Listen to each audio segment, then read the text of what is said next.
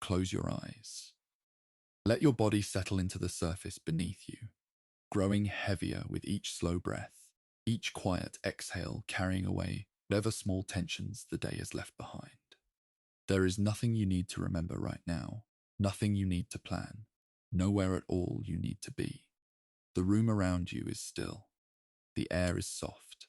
and if you will allow it, this voice will carry you gently backward through time, through a century of quiet sorrow and slow medicine, through the fog of a world war, and the grey mist of a pandemic that touched nearly every family on Earth. We are going to drift together through the story of the 1918 influenza, that great and terrible wave of illness that medical historians have studied for over 100 years now, still finding new threads, still tracing the slow spread of a microscopic thing that rearranged the world. If this voice helps you rest, consider subscribing to Plague Lullaby, but only if you are still awake. And if you are already drifting, then let these words become the soft current beneath you, carrying you down towards sleep, toward the deep and restful quiet that you came here to find. We will begin, as most histories begin, not with a dramatic moment, but with something quiet and almost unremarkable. A cough in a military barracks. The kind of sound that no one thought to write down at first. The kind of sound that would eventually be heard in every corner of the earth. It was the year 1918, and the world was already exhausted. The Great War, as people called it then, had been grinding forward for nearly 4 years across the muddy fields of Western Europe, consuming young men with a mechanical efficiency that had shocked even those who had lived through earlier conflicts. The trenches of France and Belgium had become places of deep weariness, places where the smell of wet earth and cold rain was as familiar as the faces of the men beside you, and where the idea of the war ending felt, to many, like something that belonged to a different and perhaps unreachable future. The United States had entered the war in April of 1917, bringing with it a vast mobilization of soldiers drawn from farms and cities and small towns across the continent, hundreds of thousands of young men who had perhaps never traveled more than a few days' journey from their place of birth, now assembled into enormous training camps where they lived, slept, drilled, and breathed the same air in very close quarters. It was into this particular arrangement of crowding and movement and global connection that the influenza virus would find its first and most welcoming corridors, traveling along the same roads that armies traveled, carried in the lungs of soldiers who did not yet know they were carrying anything at all. The first documented case in what would become the Great Pandemic occurred on the morning of March 4, 1918. At Camp Funston, a military training installation within Fort Riley in the state of Kansas. A company cook named Albert Gitchell reported to the camp infirmary with what seemed, to the attending physician, to be an unremarkable case of the seasonal influenza that circulated every winter, accompanied by the familiar symptoms of fever, fatigue, and soreness in the muscles and throat. The physician made a note, as physicians do, and sent him to rest. But by noon of that same day, over 100 soldiers had presented with similar symptoms, and within a week, the number of ill men had grown to more than 500. The camp infirmary, designed for modest use, was overwhelmed, and the army converted a large hangar into a temporary ward, filling it with rows of cots where young men lay in the pale morning light, their breathing shallow, their faces flushed with the slow burn of a fever that would not easily release them. The army physicians noted the unusual speed of the spread, noted the unusual severity in some of the cases, and then, as organizations often do during wartime, they noted it and moved on because there was a war to manage, and the illness seemed, for many of those affected to pass without permanent consequence. It is worth pausing here to consider the nature of the influenza virus itself, because understanding what it is helps one understand why it behaves the way it does, why it can vanish for a season and return in an altered form, why the same family of viruses can produce a mild winter cold in one year and a devastating pandemic in another. Influenza is a respiratory virus, meaning it lives and replicates within the cells, lining the airways, the nose, the throat, the bronchial passages, and the delicate tissue of the lungs themselves. It belongs to a category of viruses that mutate with unusual speed, a characteristic that allows it to shift its surface proteins in ways that confuse the human immune system, which relies on recognizing those proteins as familiar enemies. The 1918 strain was an H1N1 virus, carrying genetic material of avian origin, meaning it had, at some point, made the leap from birds, possibly through an intermediate animal host, and had acquired the ability to pass efficiently between human beings. In that leap, it had also acquired a particular quality that made it especially dangerous, a tendency to trigger an unusually intense immune response in the lungs of young, healthy adults, the very people whose immune systems were strongest. This immune response, which physicians today describe with the somewhat clinical phrase cytokine storm, caused a rapid accumulation of fluid in the lung tissue that could progress to respiratory failure within a matter of days. It was this quality that gave the 1918 flu its most distinctive and deeply sorrowful pattern, the pattern of striking hardest not the elderly and the very young, as seasonal influenza usually does, but the strong and the healthy, the people between the ages of 20 and 40, the people who were, in that particular year, also the soldiers. The movements of those soldiers in the spring of 1918 became, in a quiet and unintended way, the mechanism by which the virus first crossed the Atlantic. By May of 1918, hundreds of thousands of American troops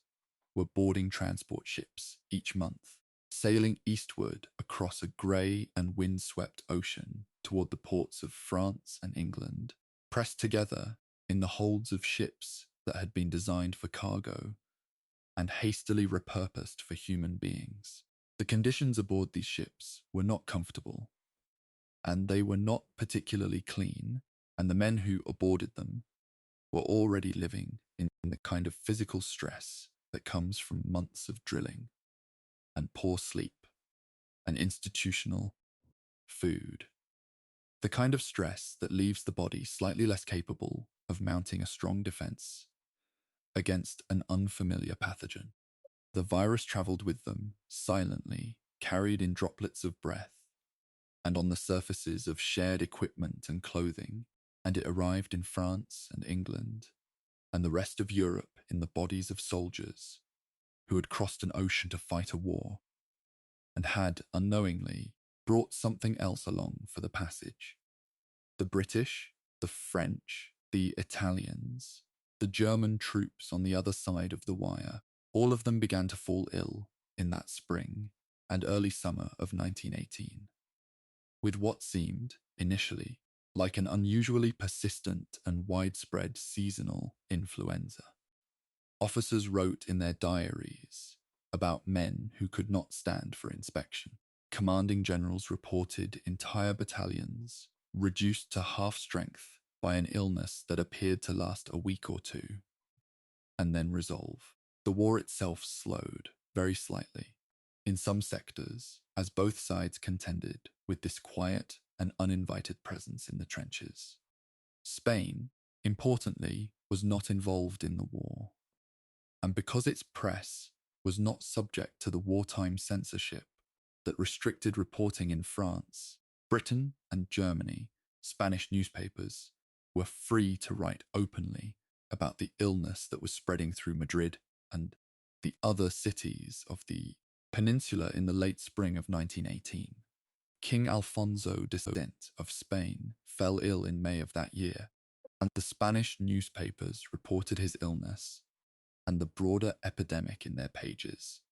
without restriction, giving the outside world its first clear and widely distributed account of how extensively the disease had spread. The result of this press freedom was a lasting and somewhat unfair historical association, because the people of England and France and the United States, reading reports of a mysterious illness sweeping Spain, began to refer to it as the Spanish flu, a name that would persist for decades and that still appears in history books today, even though Spain was almost certainly not the place of origin. The name was a product of wartime information control and the coincidence of an open press, not a reflection of where the virus had actually come from, and it would follow the illness into history, long after the last person who had lived through it had passed away. Meanwhile, as the first wave of illness moved through the military camps and the European trenches and the cities of Spain during the late spring and early summer of 1918, it was doing something that viruses sometimes do between their first appearance and their more dangerous iterations. It was circulating widely, passing through large numbers of people, being carried in billions of individual respiratory passages. And in that vast and invisible churning process, it was changing. Viruses mutate as they replicate, and the influenza virus, with its particular genetic flexibility, mutates faster than most. The first wave of illness in the spring of 1918 was unpleasant and disruptive, but it was not, for the majority of those who experienced it, a mortal threat. Many soldiers fell ill and recovered within a week or two, and returned to their duties with perhaps some degree of acquired immunity to that particular strain. But the virus, replicating in its millions of hosts across 2 continents, was generating small variations in its structure. And some of those variations would prove, in the autumn of that year, to be variations that made it significantly more dangerous in the human lung. It was this process, quiet and molecular, and entirely invisible to the physicians and public health officials of 1918, that was preparing the second wave, the wave that historians now recognize as one of the most devastating single events in the recorded history of human illness. The summer of 1918 passed with a degree of cautious optimism in some quarters. The war was progressing in a direction that suggested to those who studied such things that the Allied powers were gaining an advantage, and the illness that had circulated so widely in the spring appeared to many observers to have diminished, as seasonal respiratory illnesses typically do in the warmer months when people spend more time outdoors and windows are open and the density of shared indoor air is somewhat reduced. Physicians and public health officials who had noted the spring outbreak made their reports and moved on to other concerns. There was at this point no World Health Organization, no coordinated international surveillance system for infectious disease, no mechanism by which a physician in Kansas and a physician in Lyon and a physician in Bombay could compare their clinical observations and recognize that they were all looking at the same thing. The world of public health in 1918 was a collection of local and national systems, each operating largely within its own borders, each speaking its own administrative language, each responding to the priorities of a government that was, in most cases, primarily focused on the enormous ongoing enterprise of the war. And so the summer passed, and September came, and with September came the second wave. It arrived at Camp Devens, an army training installation located approximately 30 miles outside of Boston, Massachusetts, in the first days of September 1918. Camp Devens had been built to house approximately 36,000 soldiers, but at the time the second wave arrived, it held closer to 45,000, the kind of crowding that creates ideal conditions for respiratory transmission. The first cases appeared on September 8th, and within 10 days the camp hospital, designed for 1,200 patients, was caring for more than 6,000. The physicians at Camp Devens sent urgent reports to the Surgeon General's office in Washington, describing an illness of extraordinary speed and severity, describing young men who appeared healthy in the morning and were critically ill by evening, describing a progression to respiratory distress that moved with a pace that left attending physicians with very little they could do beyond attempting to keep their patients comfortable and trying to manage the fluid that accumulated in the lung tissue with the limited tools that 1918 medicine could offer. Dr. Victor Vaughan, who was then the acting Surgeon General of the Army, visited Camp Devens during the height of the outbreak, and later wrote in his memoirs that the sight of the ward, the rows of cots stretching the length of a converted building, the men lying in various stages of illness, the blue-tinged colouring of the most severely ill, was something that stayed with him for the rest of his life. It was, he wrote, as though he had glimpsed what an unchecked epidemic might truly look like, and the memory was not a comfortable one to carry. From Camp Devens, the second wave moved outward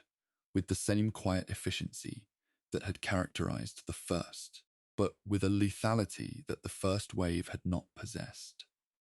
Boston was struck in mid-September, and within weeks, the illness had reached New York and Philadelphia and Chicago and cities across the country, and it was doing so at a speed that left local health departments overwhelmed before they had fully understood what was happening. Philadelphia, a city of deep significance in American history and a center of shipbuilding and war industry, in 1918 would become one of the most thoroughly documented and deeply sorrowful examples of what the second wave could do to a city that did not act quickly enough to reduce the gatherings of people.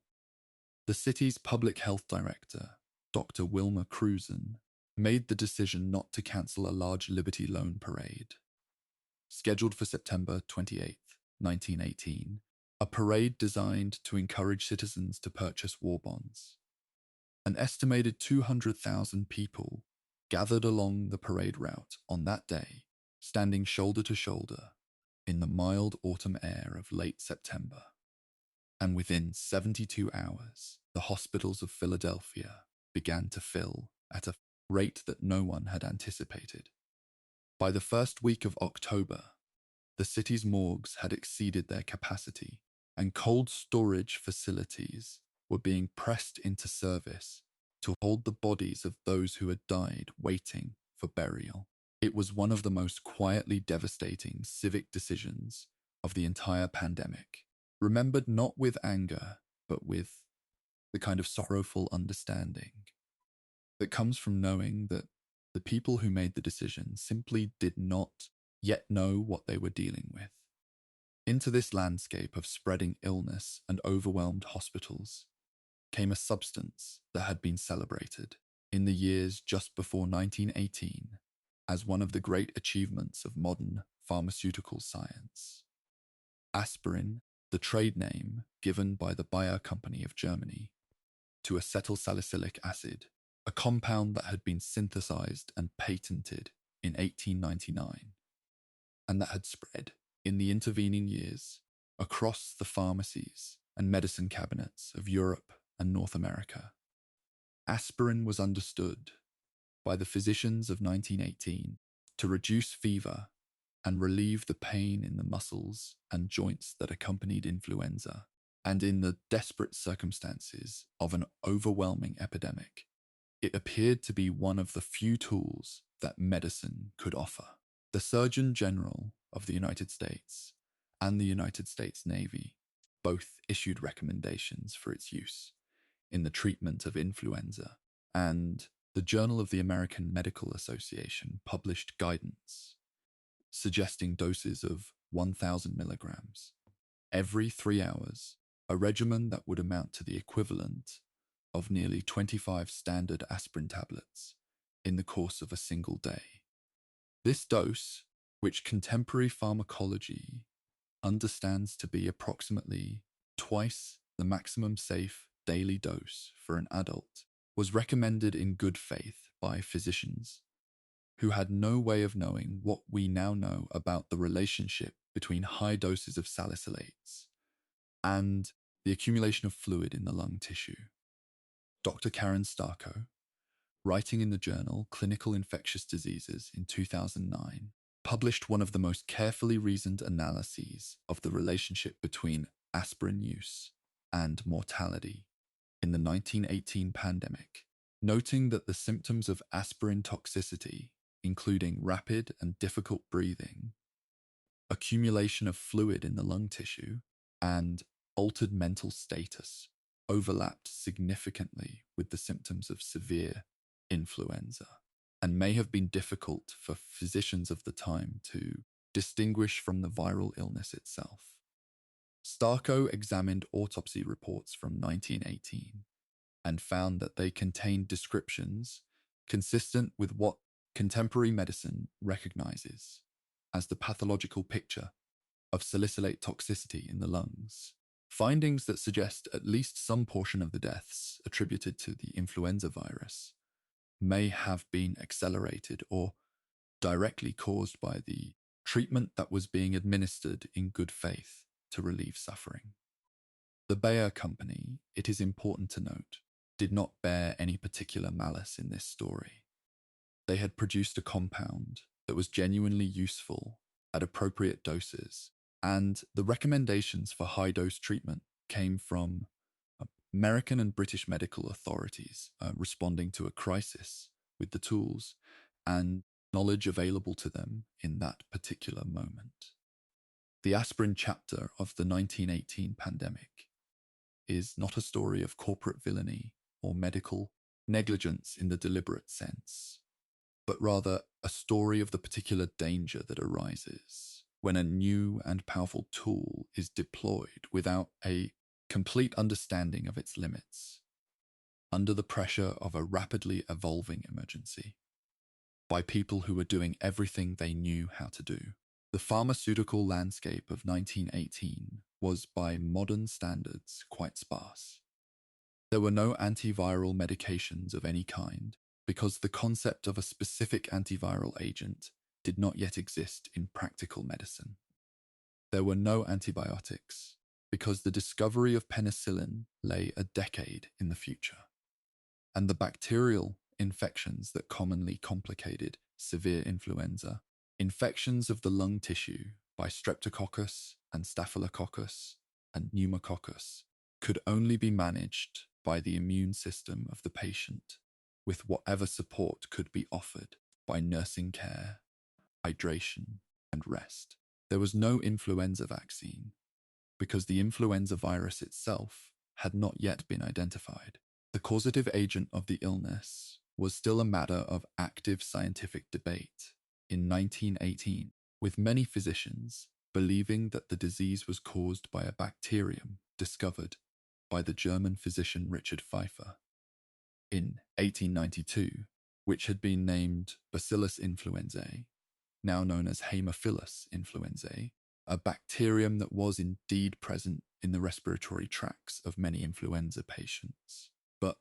was, as later science would clarify, a secondary inhabitant rather than the primary cause. The intellectual framework within which the physicians of 1918 were working was not one of ignorance exactly, but one of incomplete knowledge,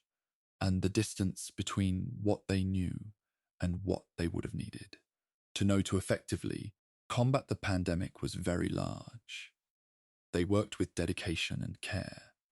and many of them fell ill themselves, and some of them died, and the treatments they could offer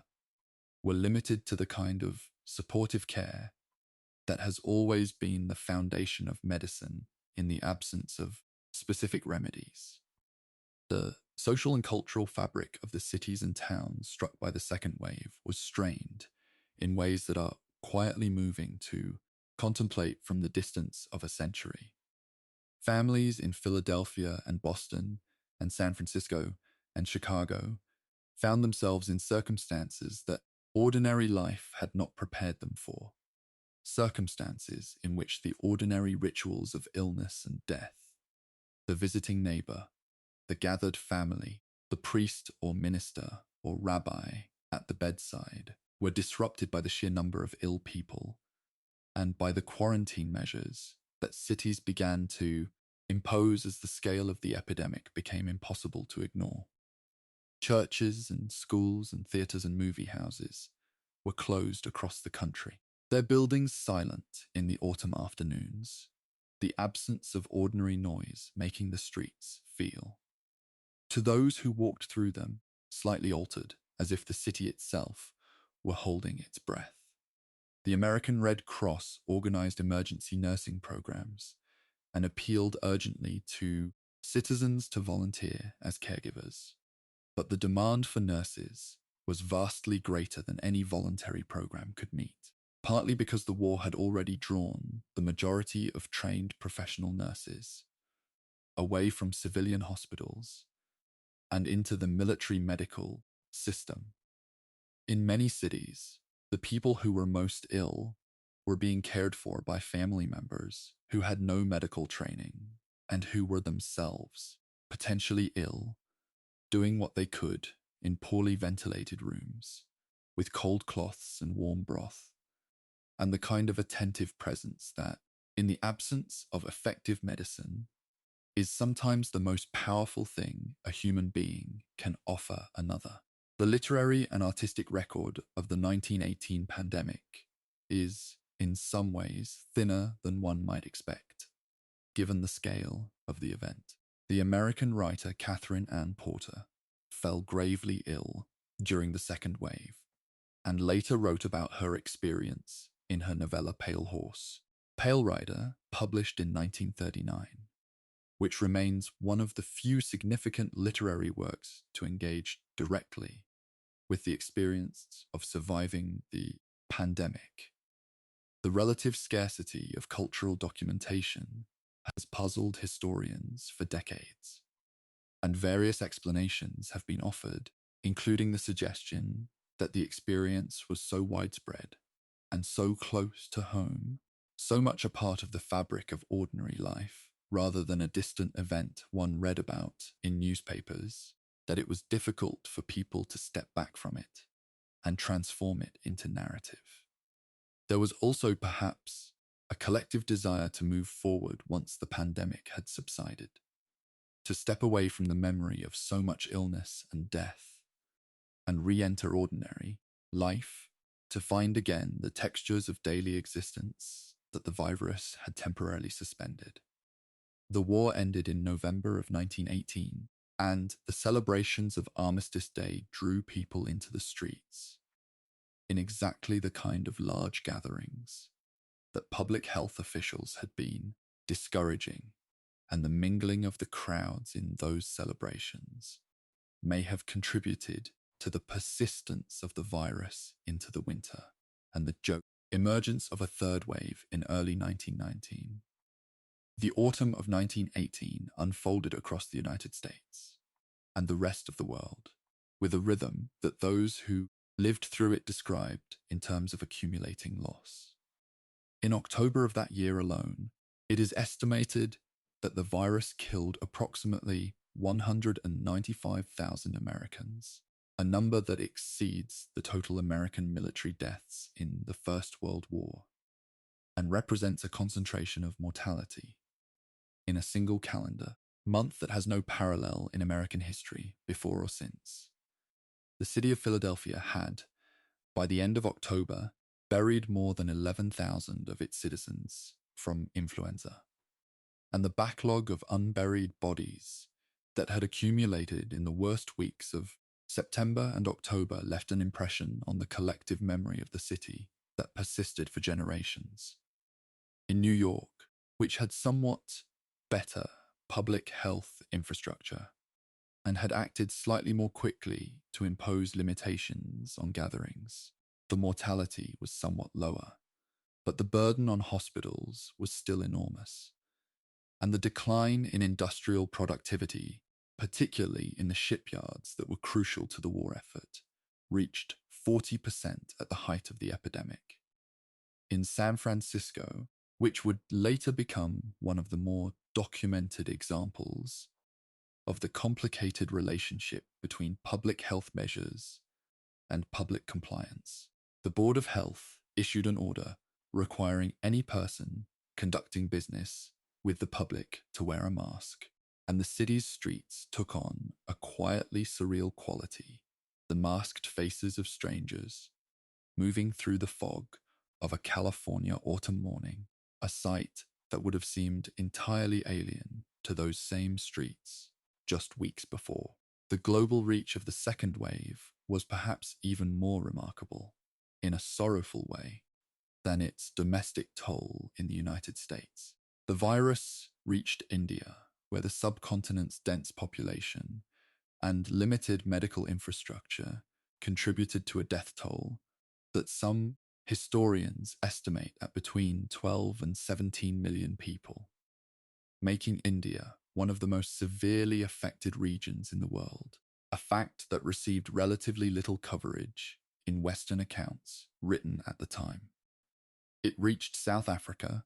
and East Africa and West Africa, where colonial medical systems were entirely inadequate to the scale of the epidemic. It reached the islands of the Pacific, where communities that had little prior exposure to respiratory viruses were sometimes devastated to a degree that affected the long-term demographic composition of those islands. In Western Samoa, now known as Samoa, approximately 22% of the total population died in a matter of weeks, one of the highest proportional mortality rates recorded anywhere in the world during the pandemic. The virus reached the Arctic, carried to the indigenous communities of Alaska by supply ships that arrived in the autumn of 1918, and in some of those communities the mortality was so severe and so rapid that the normal structures of communal life, the systems of food preparation and care for the elderly and the very young, temporarily collapsed, leaving communities to manage the aftermath with whatever individual capacity for endurance remained. It is worth noting, as we move through the second wave and its consequences, that not all cities or communities experienced the pandemic in the same way, and that the differences in outcome between places that responded quickly and places that responded slowly or not at all provide one of the most instructive and, in some ways, quietly hopeful threads in the larger story. The city of St. Louis, Missouri, under the direction of its health commissioner, Dr. Max Starkloff, implemented one of the earliest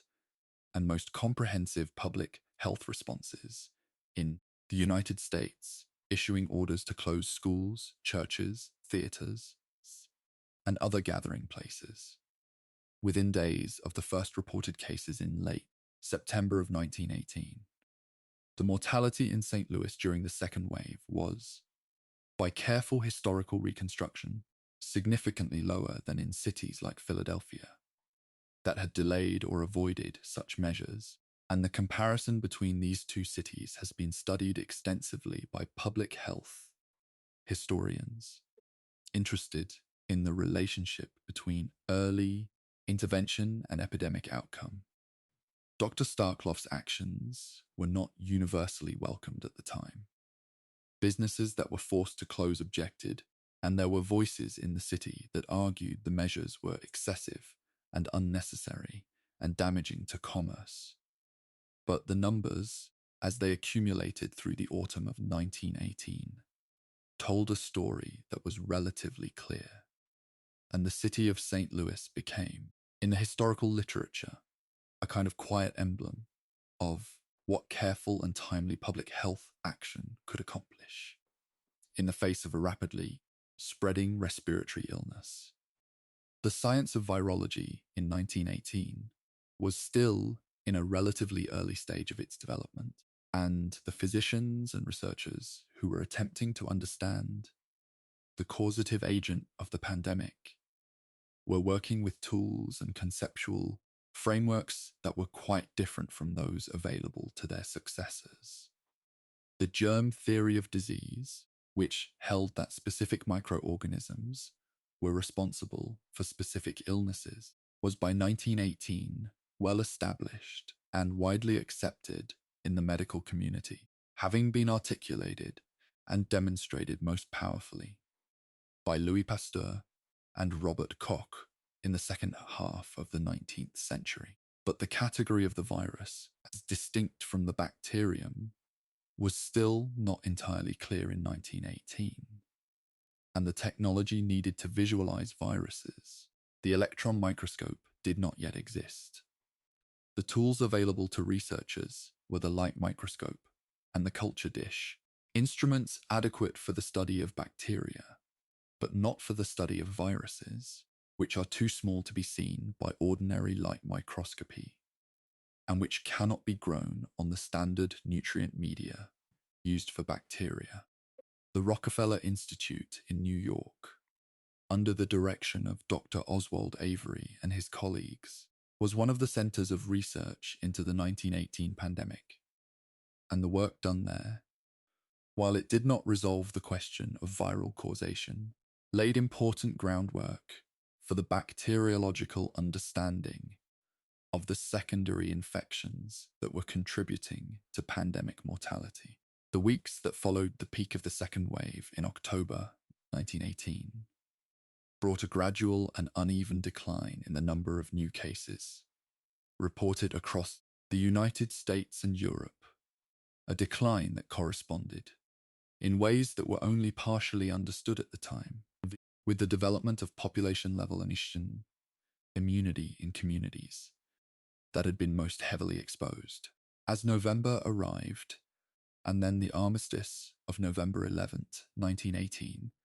brought the formal end of the fighting in Europe, the world found itself in a curious double transition, emerging simultaneously from a war and from an epidemic, both of which had, in different ways, reshaped the landscape of ordinary life. The soldiers who had survived both the trenches and the influenza began the long and logistically complex process of demobilization, returning to their home countries and hometowns aboard the same crowded ships that had carried the virus westward months before, and in some cases carrying the virus with them still, contributing, perhaps, to the third wave of illness that would emerge in the winter of 1919. The armistice celebrations themselves, the spontaneous gatherings of relieved and joyful people in the streets of Paris and London and New York and 1,000 smaller cities and towns, were exactly the kind of close contact crowd events that public health officials had spent the autumn trying to prevent, and the epidemiological consequences of those celebrations were noted, with a mixture of understanding and professional resignation in the reports of health departments across the Northern Hemisphere. The third wave, which arrived in the late winter and early spring of 1919, was less severe than the second in most of the communities it touched, though it was still substantially more dangerous than ordinary seasonal influenza and continued to add to the overall toll of the pandemic. It arrived in some cities that had been spared the worst of the second wave, and it revisited cities that had already suffered, finding, in those places, a population that was somewhat depleted in its most susceptible members, but still containing individuals who had not been exposed and had not acquired immunity. In San Francisco, which had experienced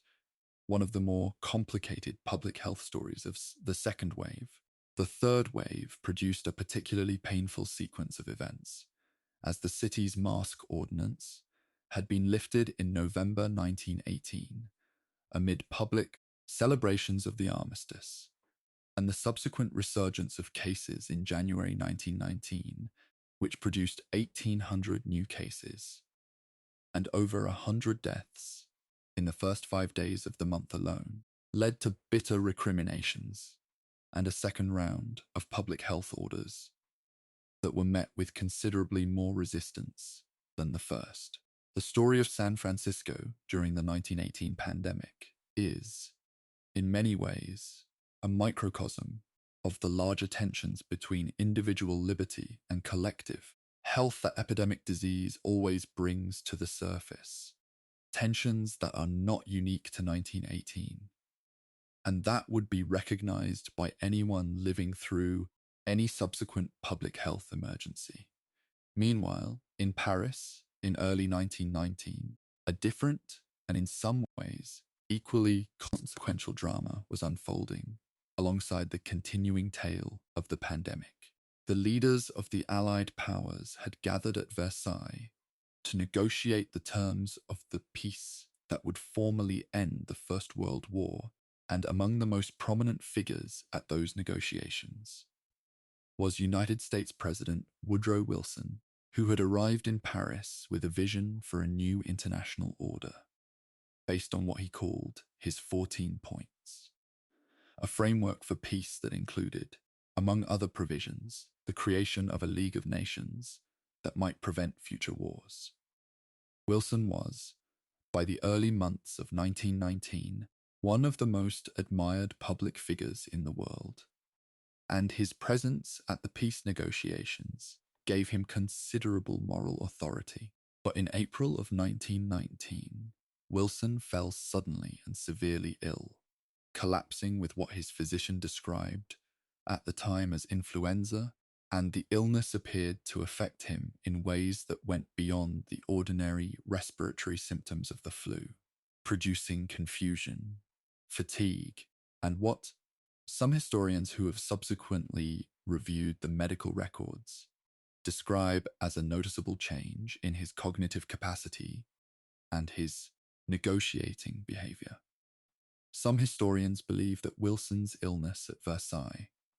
occurring at the most critical phase of the peace negotiations, contributed to his willingness to accept compromises in the treaty terms that he had previously held firm against, including the inclusion of punitive provisions against Germany that he had argued would create resentment and instability, and that the resulting Treaty of Versailles, shaped in part by a leader whose faculties may have been impaired by illness, contributed to the conditions that would, 2 decades later, produce another and even more devastating war. Close your eyes once more and let the story continue its slow and unhurried drift forward through time. We left the world in a moment of uneasy transition, the guns of the Great War finally silent, after 4 long years of grinding conflict, the influenza still moving quietly through populations that were tired, in a way that went deeper than ordinary fatigue, tired in the bones and the spirit and the collective memory of nations that had buried so many of their young. And so we continue, gently, without urgency, carrying the thread of this story forward from the winter of 1919 into the years and decades that followed, tracing the slow work of science and the patient accumulation of understanding that would eventually give humanity better tools with which to face this particular family of viruses. There is nothing you need to do right now. There is only this voice,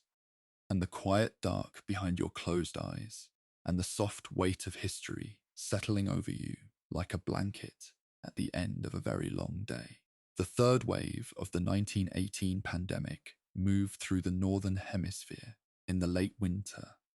and early spring of 1919, with a rhythm that was, by comparison with the devastation of October and November 1918, somewhat gentler in its aggregate effects, though it was still far more lethal than ordinary seasonal influenza, and continued to add, week by week and city by city, to the enormous cumulative toll of the pandemic. Physicians who had lived through the second wave approached the returning illness with a weary familiarity, recognizing the patterns of rapid onset and the particular respiratory presentation that the virus produced, but still lacking any specific treatment that could alter the course of the illness in a patient who had become severely ill. The hospitals that had been overwhelmed in the autumn of 1918 were somewhat better prepared in terms of their organizational responses, having developed through painful experience the protocols and triage systems that allowed them to manage large numbers of patients more efficiently, even if the medical tools available to them remained essentially the same. In the United States, the Public Health Service continued to issue guidance to state and local health departments, emphasizing the importance of limiting gatherings and isolating the ill from the well, guidance that was followed with varying degrees of rigor across different jurisdictions. In Britain, the local government board had been attempting to coordinate a national public health response. Since the previous autumn and the winter of 1919 brought continued pressure on a hospital system that was also managing the complex medical consequences of 4 years of warfare, the amputations and gas injuries, and neurological conditions that had accompanied the men home from the trenches. In France, the situation was similarly burdened. The medical infrastructure of a country that had hosted 4 years of industrial-scale warfare, now attempting simultaneously to manage the tail of a pandemic and the immense humanitarian needs of a physically devastated landscape. In Germany, which had been struck by the pandemic as severely as any of the Allied nations, the combination of the influenzas and the nutritional deprivation that had resulted from the Allied naval blockade had produced a population in a state of considerable physical vulnerability. And the early months of 1919 brought continued illness alongside the social and political upheaval that accompanied Germany's military defeat and the dissolution of the imperial government. The third wave was, in this sense, not merely a medical event, but a layer of suffering laid over a world that was already in the process of trying to comprehend and recover from an unprecedented accumulation of loss. The question of where the virus had originated, which had been somewhat obscured during the emergency of 1918 by the immediate demands of response and treatment, became in the years following the pandemic a subject of genuine scientific and historical inquiry. The name Spanish flu, as has been noted, was a misnomer born of wartime press censorship, and researchers who examined the earliest documented clusters of illness pointed repeatedly toward the American military as the geographic locus of the first identifiable outbreak, with Camp Funston in Kansas and related military installations in the American Midwest,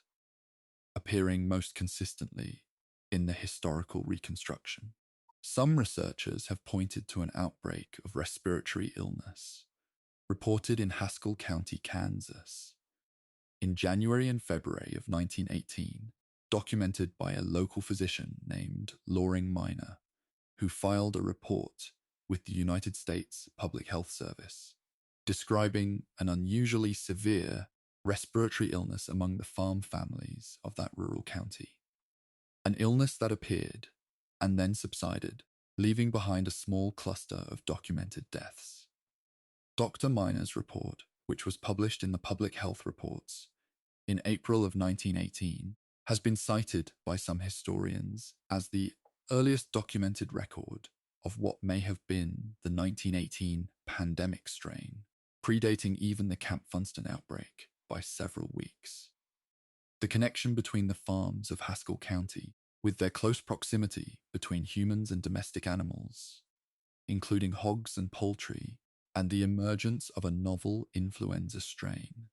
with avian genetic characteristics has been noted by virologists as consistent with what is understood about the ecology of influenza evolution, in which the mixing of avian and human and swine influenza viruses in agricultural settings can produce the kind of genetic reassortment that gives rise to pandemic strains. Other researchers have proposed alternative origins, including a British military staging camp in Etaples, France, where a severe respiratory illness was documented among soldiers in 1916 and 1917, and where the proximity of soldiers to poultry markets and pig farms on the surrounding land has been cited as a possible setting for viral emergence. The question of origin is one that historians describe as not yet definitively settled, and the honest answer, given the limitations of the surviving records and the absence of any preserved viral samples from the very earliest cases, is that multiple hypotheses remain plausible and the true origin may never be known with certainty. What is known with certainty is that by the spring of 1918, the virus was already circulating widely in the human population, carried by the movements of armies and civilians across two hemispheres, and that the question of its precise geographic birthplace, while intellectually interesting, did not alter the fundamental story of what it did once it had established itself in the human community. The scientific community's response to the pandemic, constrained as it was by the tools and knowledge of the time, was nonetheless characterized by a degree of dedication and systematic inquiry that laid important foundations for the virology research that would follow in subsequent decades. At the Rockefeller Institute for Medical Research in New York, which had been founded in 1901 and had become, by 1918, one of the leading centers of biomedical research in the world, the bacteriologist Rufus Cole and his colleagues, Oswald Avery and Alphonse Dauchez, conducted careful investigations of the bacterial organisms found in the lungs and airways of pandemic victims, attempting to characterize the pathogens that were contributing to the severe pneumonias that killed so many of the most severely ill patients. Their work, published in a series of reports in 1918 and 1919, helped to clarify the role of secondary bacterial infections in pandemic mortality and provided a foundation for the later development of pneumococcal vaccines and eventually antibiotics. In Britain, the Medical Research Committee, which would become the Medical Research Council in 1920, assembled a group of scientists to investigate the pandemic, including Sir Almroth Wright, who had pioneered the use of vaccines in military medicine during the Boer War, and the young bacteriologist Alexander Fleming, who was at that time a relatively unknown researcher working in Wright's department at St. Mary's Hospital in London, and who would, a decade later, make the observation that would eventually lead to the development of penicillin. The irony of Fleming's presence in the midst of the 1918 pandemic, working to understand an illness for which there was no effective antibiotic treatment, while simultaneously building the laboratory skills and habits of observation that would lead him to the discovery of penicillin in 1928, is one of those quiet coincidences of history that seem almost too neatly arranged, as though the story were shaping itself for the benefit of those who would later read it. The German scientific community, despite the difficulties imposed by wartime isolation and the social disruptions of defeat, also contributed to the investigation of the pandemic, and German researchers continued to publish work on the bacteriology and epidemiology of influenza in the years following the armistice, work that was read and cited by scientists in Britain and the United States, as the international scientific community gradually re-established the connections that war had temporarily severed. The toll of the 1918 pandemic, as it was gradually tabulated and compiled in the years following the third wave subsidence in the spring of 1919, was of a magnitude that required new frameworks of comprehension. The commonly cited figure of 50 million deaths worldwide, which appeared in many early accounts, has been revised upward by more recent demographic and epidemiological research, with some careful estimates suggesting a total global mortality of between 50 and 100 million people, and some analyses pushing that figure even higher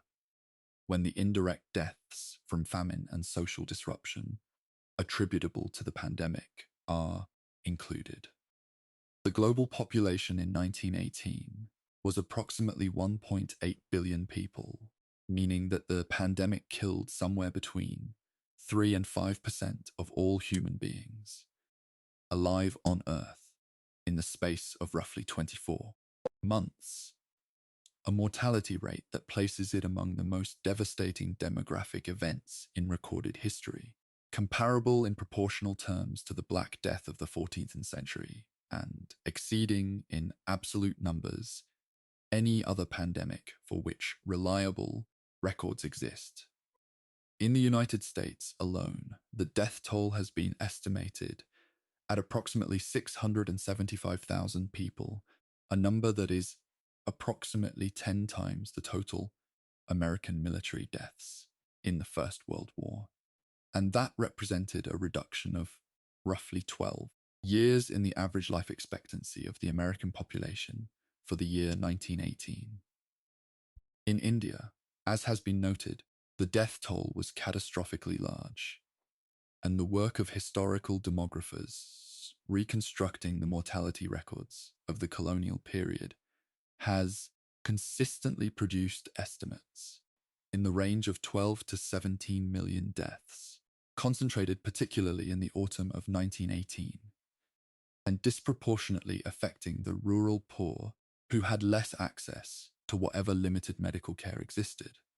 and who were living, in many cases, in conditions of nutritional stress that left their immune systems with reduced capacity to resist a severe respiratory illness. The island communities of the Pacific and the indigenous communities of Alaska and northern Canada suffered proportionally devastating losses that altered the demographic and cultural composition of those communities in ways that persist in attenuated form, even into the present, and the memory of the pandemic in those communities was carried forward in oral traditions and family histories that preserved what the written records of colonial administrations sometimes failed to capture. The social and psychological aftermath of the pandemic unfolded across the 1920s in ways that were sometimes direct and sometimes more subtle, woven into the texture of a decade that history has remembered primarily for its cultural energy and economic expansion, but that also contained, within it, the quiet weight of unprocessed collective grief. The families that had lost mothers or fathers, or siblings or children, to the influenza of 1918, carried those losses into the years that followed. And while the extraordinary resilience of ordinary human beings allowed most of those families to continue with the business of living, the losses were real and the absences permanent. In some communities, particularly the smaller and more isolated ones, the demographic impact of the pandemic had altered the age structure of the population in ways that had practical consequences, with shortages of young adults of working age affecting the economic life of farming communities and small towns that had lost disproportionate numbers of their most productive members.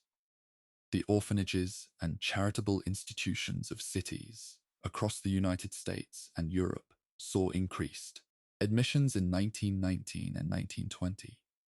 as families whose primary breadwinners had died in the pandemic were unable to care for all of their children without external support.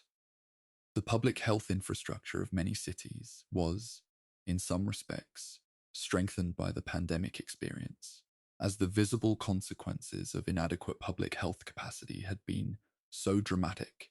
and so widely witnessed that it became easier to make the political and financial argument for investment in health departments, surveillance systems, and hospital capacity.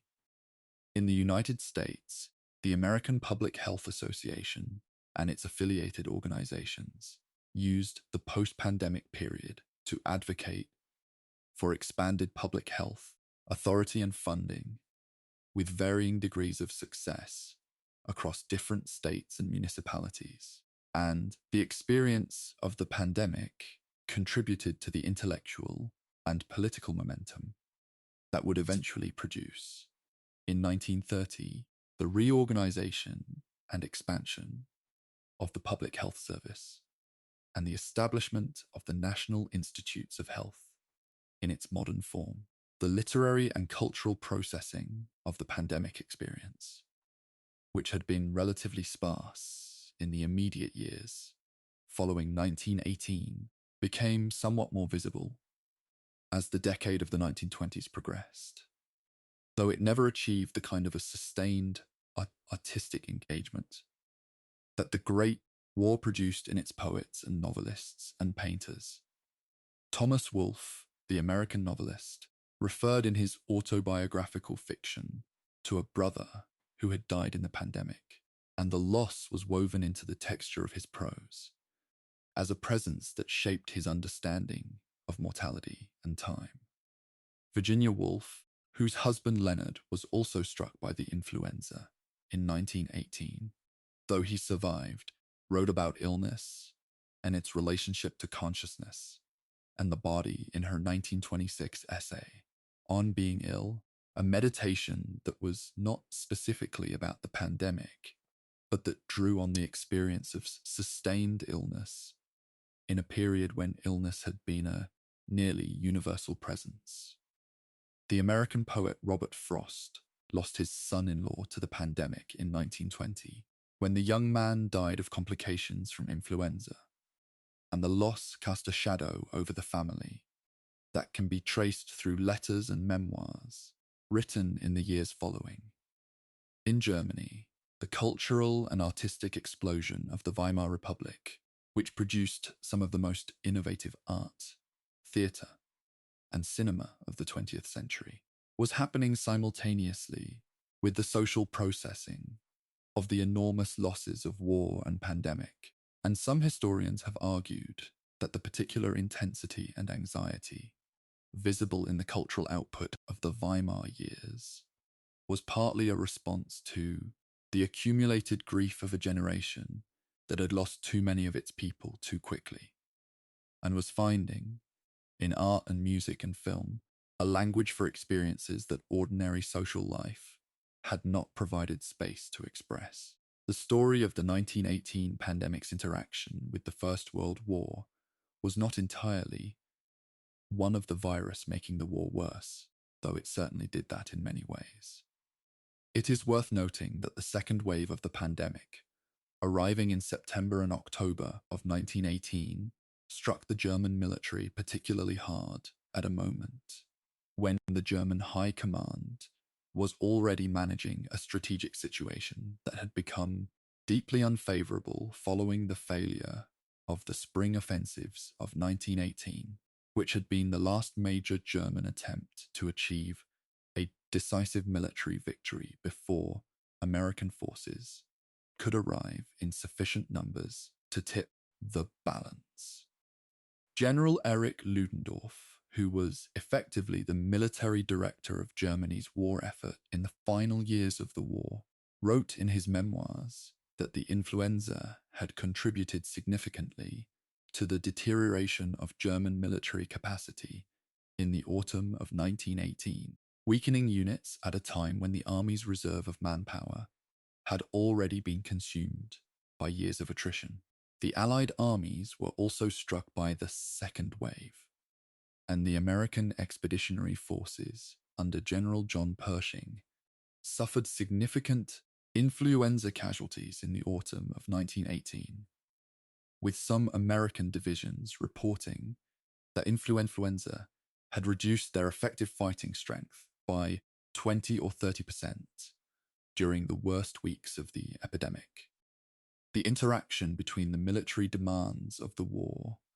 and the epidemiological demands of the pandemic created a particularly complex challenge for medical officers on both sides, who were attempting to manage a rapidly spreading respiratory illness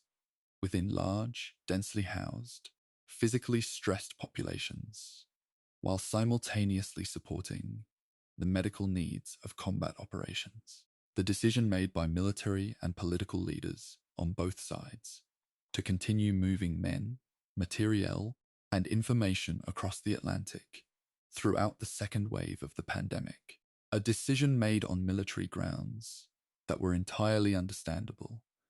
given the strategic context, almost certainly contributed to the global spread of the virus and to the death toll that accumulated in the autumn-winter of 1918. It is one of the more quietly sorrowful of the pandemic's many sorrowful dimensions that the mechanisms designed to end a devastating war were simultaneously functioning as the delivery system for a devastating disease. The question of how the pandemic ended is one that has a somewhat unsatisfying answer, in the sense that it did not end through any specific intervention or discovery or treatment, but rather through the gradual and uneven development of population-level immunity, as the virus encountered fewer and fewer people who had not already been exposed. By the late spring of 1919, the third wave had subsided across most of the Northern Hemisphere, and while the influenza continued to circulate as a seasonal illness in subsequent years, producing excess mortality in some winters, it never again achieved the catastrophic scale of the 1918 and 1919 pandemic waves. The virus had, in the language of epidemiology, burned through its susceptible population, leaving behind survivors who carried in their immune systems the cellular memory of the encounter, the antibodies and T cells that would recognize the virus if it appeared again and mount a faster and more effective response.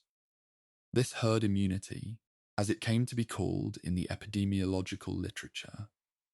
was not planned or deliberately pursued. It was simply what happened when a highly transmissible respiratory virus circulated through a fully susceptible global population without the benefit of vaccines or effective treatments to slow or redirect its course. The cost of achieving that population-level immunity was, as the mortality figures make clear, extraordinarily high, and the question of whether any of the public health measures employed during the pandemic, the quarantines and school closures and mask ordinances, and prohibition of large gatherings, had meaningfully reduced. The final death toll is one that epidemiological historians have studied carefully, concluding, broadly, that early and sustained interventions did reduce mortality in the communities that implemented them, and that the differences in outcome between communities that acted early and communities that delayed were statistically significant and practically meaningful, even if the overall scale of the pandemic was beyond the capacity of any intervention available in 1918 to fully contain. The decade of the 1920s brought not only the cultural and social aftermath of the pandemic, but also the beginning of the scientific work that would, eventually, transform humanity's capacity to understand and respond to influenza. The pivotal advance came in 1933, when a team of British researchers at the Medical Research Council, including Wilson Smith, Christopher Andrews, and Patrick Laidlaw succeeded in transmitting human influenza to ferrets, for the first time, demonstrating that the causative agent of the illness was, indeed, a filterable virus, and not, as many had believed since Pfeiffer's work in the 1890s, a bacterium. The ferret model allowed researchers to study the influenza virus in a way that had not previously been possible, and the work that followed from Smith, Andrews, and Laidlaw's 1933 paper in the Lancet moved quickly toward the isolation of the influenza A virus, which was formally accomplished and reported in 1933, and then toward the identification of the influenza B virus by Thomas Francis Jr. and Thomas Magill in 1940. The development of the first influenza vaccine followed from these viral isolations,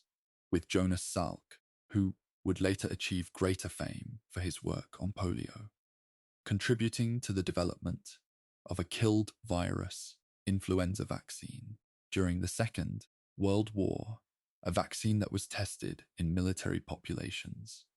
and provided the first experimental evidence that immunization against influenza was possible and could meaningfully reduce the burden of illness in vaccinated individuals. The path from the basement laboratory at the Rockefeller Institute in 1918, where Oswald Avery was peering at bacterial cultures through a light microscope, trying to understand what was killing his patients, to the vaccine trials of the early 1940s, was not a straight line, but it was a path, and every step along it was taken by real people working in real laboratories, with the tools and the understanding they had available, building the knowledge that the next generation would inherit and extend. The recovery of the 1918 influenza virus itself, in something close to its original form, came nearly 80 years after the pandemic, through a remarkable convergence of forensic science, molecular biology, and the particular circumstances of permafrost preservation. In the mid-1990s, a virologist at the Armed Forces Institute of Pathology named Jeffrey Taubenberger began working with preserved lung tissue samples from soldiers who had died of influenza in the autumn of 1918 and whose tissue had been stored, fixed in formaldehyde, and embedded in paraffin in the Institute's archives since the pandemic itself. Taubenberger and his colleague Anne Reed developed techniques for extracting and amplifying fragments of viral genetic material from these decades-old samples, and the sequence data they generated allowed them, for the first time, to characterize the genetic structure of the 1918 virus with scientific precision. The work was published in a series of papers in Science and Nature, beginning in 1997, and it provided an extraordinary window into the molecular biology of the pandemic strain, confirming its avian genetic origin, and providing the first detailed picture of the genetic features that had made it so unusually lethal in human lungs. The project received additional material in 1997 when a researcher named Johann Hultin, who had first attempted to recover 1918 influenza virus from the permafrost of a remote Alaskan village called Brevig Mission in 1951, and had been unsuccessful with the technology of that era, returned to Brevig Mission and recovered lung tissue from bodies that had been buried in permafrost since the 1918 epidemic, tissue that proved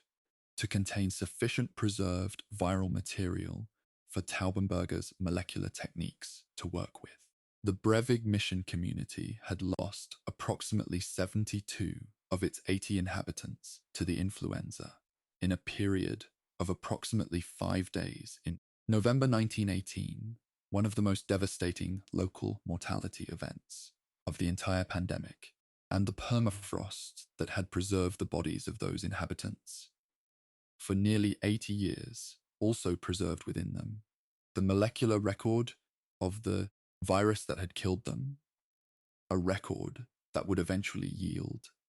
to the patient work of 20th century science some of the most important knowledge ever obtained about how pandemic influenza emerges and spreads. The reconstruction of the 1918 virus's genetic sequence, completed in its entirety by Taubenberger, Reed, and their colleagues by 2005, opened a new chapter in the scientific understanding of pandemic influenza, and also raised questions that the scientific community continues to debate, questions about the appropriate balance between the knowledge to be gained from reconstructing dangerous pathogens and the biosafety risks associated with working with or reviving them. The full genomic sequence of the 1918 virus was published in the journal Science in October 2005, accompanied by a paper describing the reconstruction of the live virus in a biosafety level 3 laboratory setting, and the experimental study of its properties in animal models, work that confirmed the extraordinary virulence of the strain and provided important clues about which of its genetic features contributed to its particular lethality in the mammalian respiratory tract. The publication prompted a significant public debate in the scientific and policy communities about whether the reconstruction and publication of such information was appropriate, with some arguing that the scientific and public health knowledge to be gained from the research was essential for the development of better pandemic vaccines and antiviral strategies,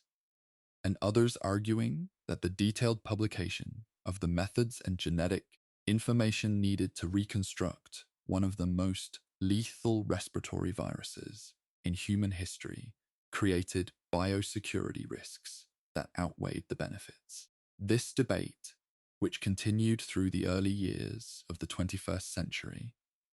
and was reflected in policy discussions at the World Health Organization and the National Institutes of Health,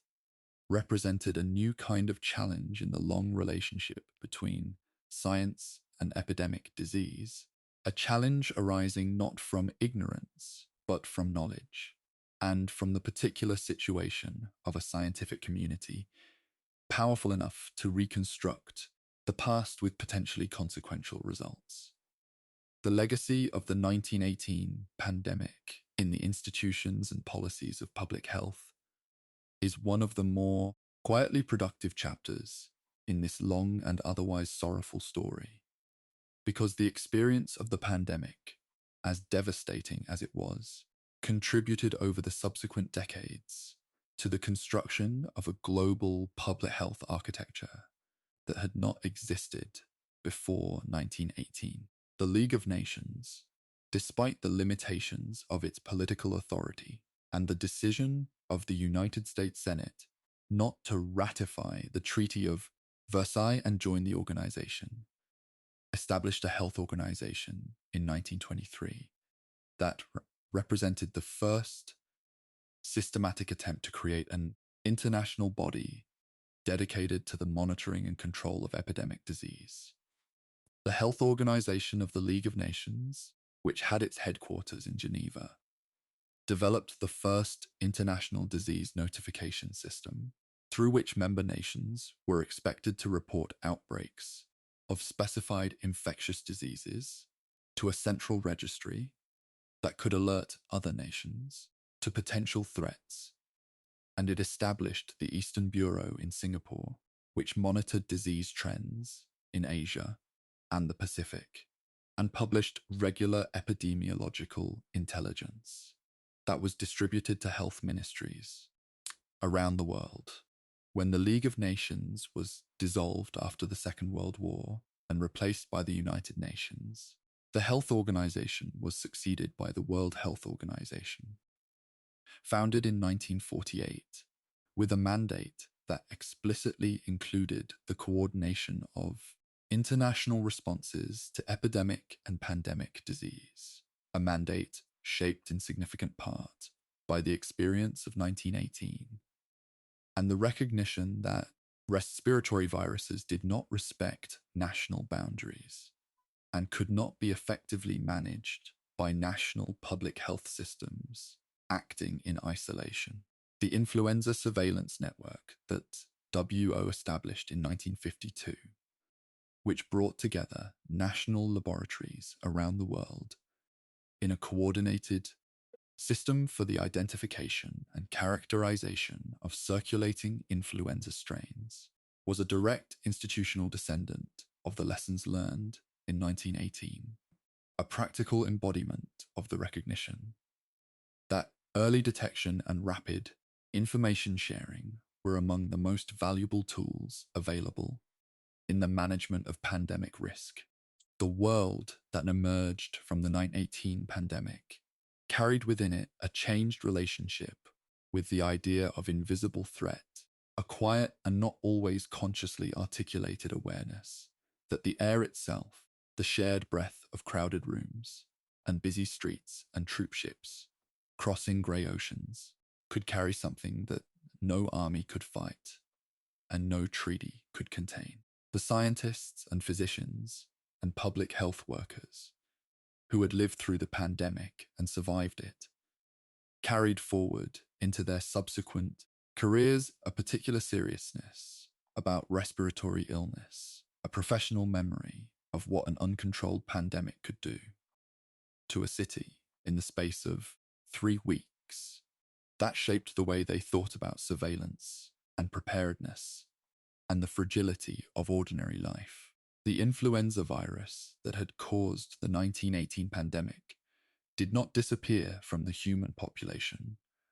after the third wave subsided in the spring of 1919. Rather, it settled into the respiratory community of humanity as a seasonal presence, continuing to circulate each winter in a somewhat attenuated form,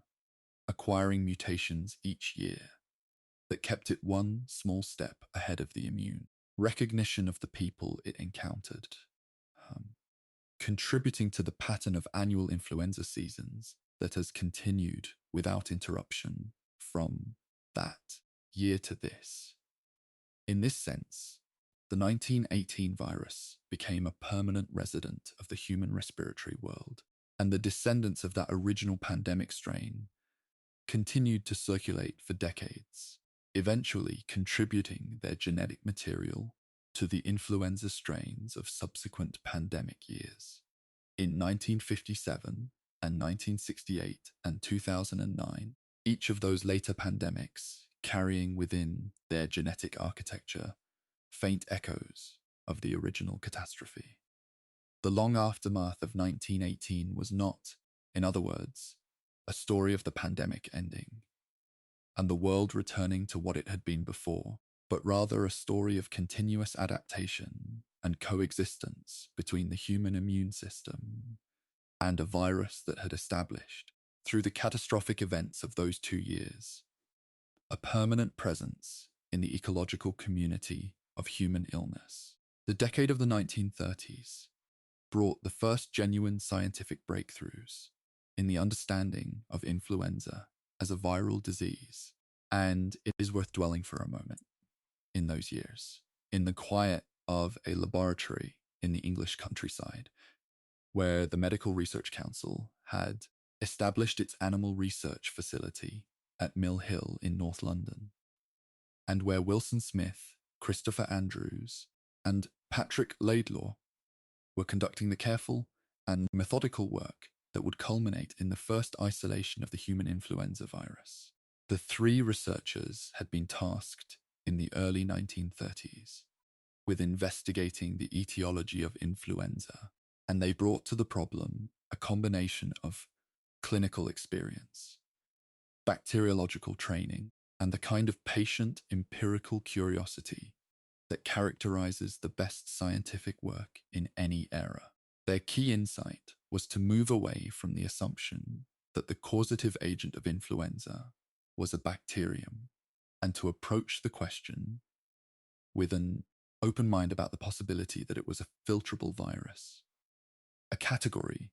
of infectious agent that had been recognized since the late 19th century, but that was still poorly understood and difficult to work with in the absence of electron microscopy. Working with a colleague who had recently recovered from influenza and whose respiratory secretions were presumed to contain the causative agent, Smith, Andrews, and Laidlaw inoculated a series of ferrets with nasal washings from the ill person and observed that the ferrets developed symptoms consistent with influenza, including fever and respiratory distress, and that the illness could be passed from ferret to ferret by inoculation with nasal secretions from infected animals. The paper they published in The Lancet in July 1933, describing the isolation and transmission of what they called the influenza virus, was one of the landmark publications in the history of virology, and it opened the path to all of the subsequent work on influenza vaccines, antiviral drugs, and pandemic preparedness that has continued through the decades to the present day.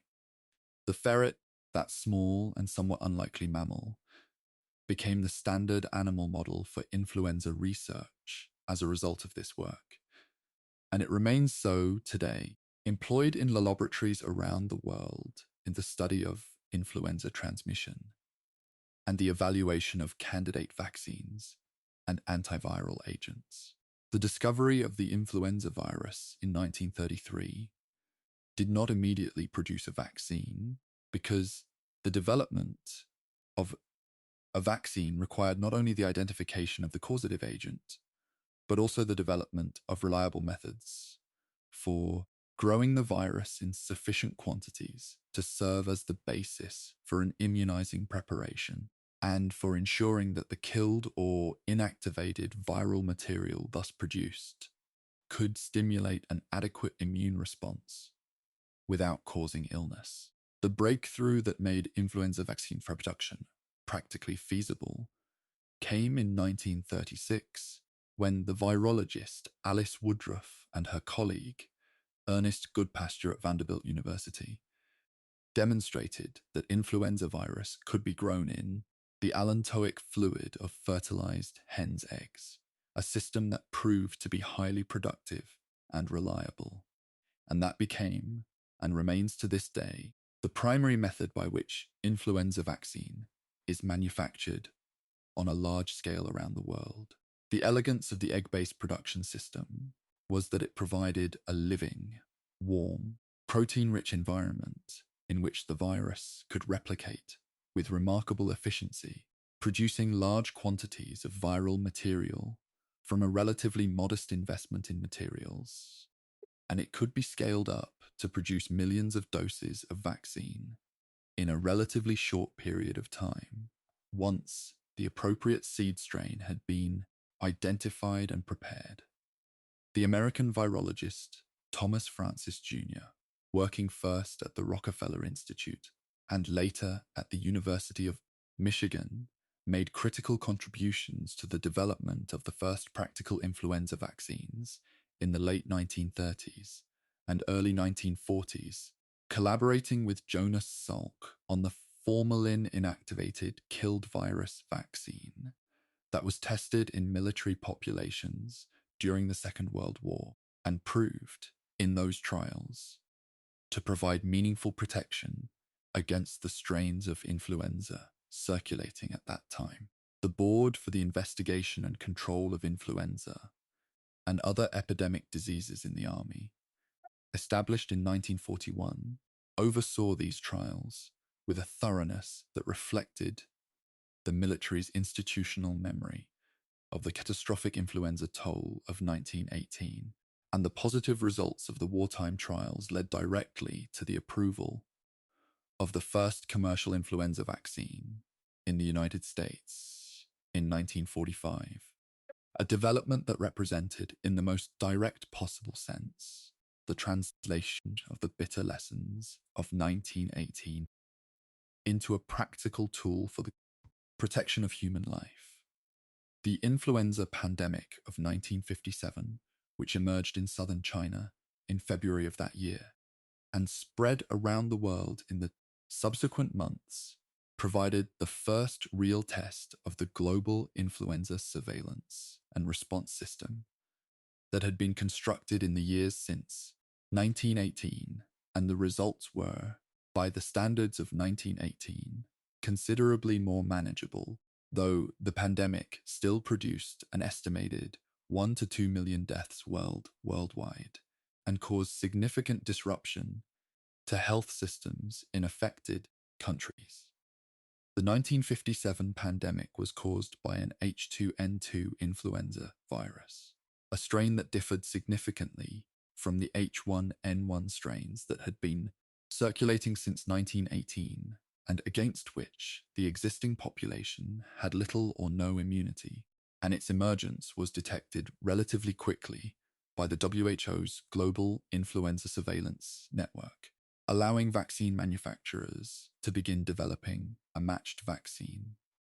within months of the pandemic's identification. The speed of vaccine development and distribution in 1957 was still not sufficient to provide significant protection during the first wave of the pandemic, but the experience demonstrated that the international scientific and public health infrastructure built in the post-1918 years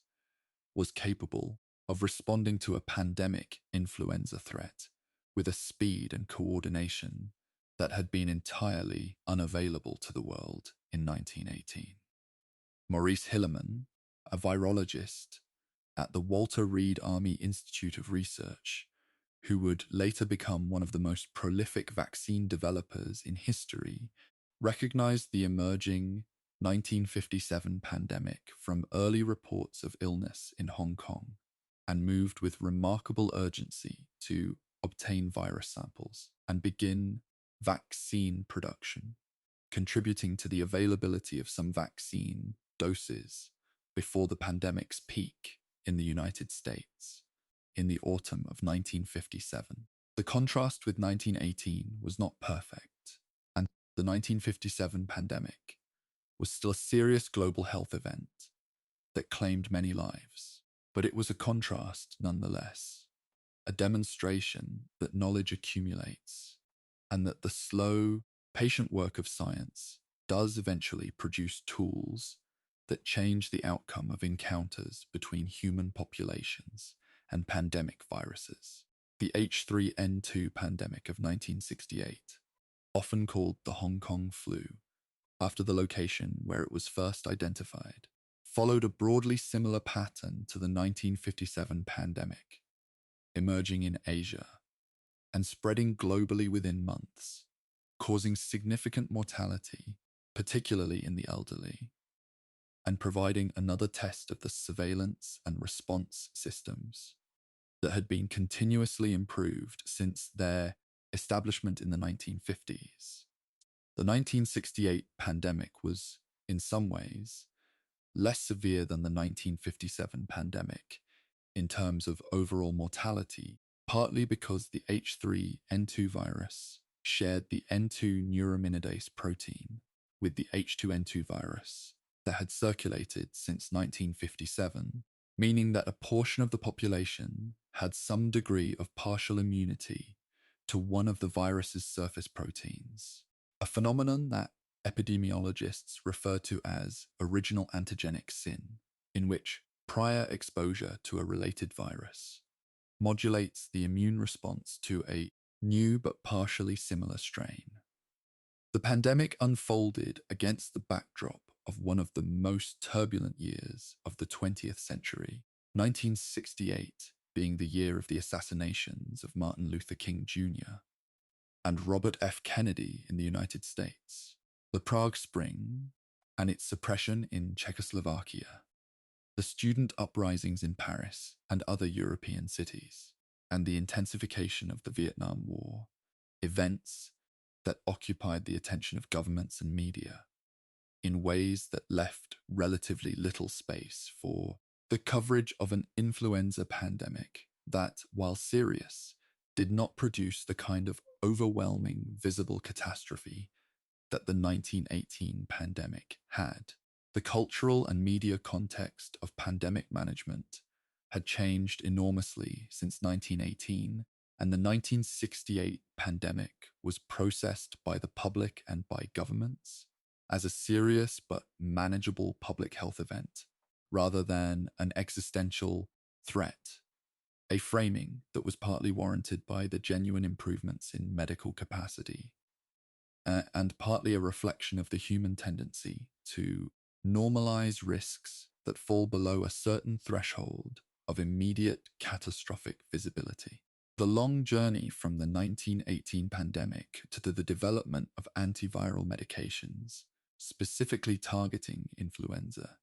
is a story that spans several decades and involves the work of virologists, biochemists, and pharmaceutical researchers on several continents. The first class of antiviral agents with activity against influenza, the adamantanes, including amantadine and rimantadine, were developed in the 1960s and found to have activity against influenza A viruses by blocking the M2 ion channel that the virus requires for certain stages of its replication cycle. Amantadine was approved for influenza prevention and treatment in the United States in 1976, representing the first time in history that a specific antiviral agent had been available for use against any influenza strain, and the development was greeted with considerable interest in the public health community as a potential tool for both treatment and prophylaxis of influenza in high-risk populations. The subsequent development of the neuraminidase inhibitors, including oseltamivir, which was marketed under the trade name Tamiflu by Roche Pharmaceuticals beginning in 1999, and zanamivir, marketed as Relenza by GlaxoSmithKline, represented a further significant advance in the antiviral pharmacology of influenza, providing agents that worked by a different mechanism from the adamantanes and that were active against both influenza A and influenza B. The development of oseltamivir drew on the structural biology of the influenza neuraminidase enzyme, the understanding of whose three-dimensional structure allowed chemists to design molecules that fit precisely into the enzyme's active site and block its function, representing one of the first examples of structure-based drug design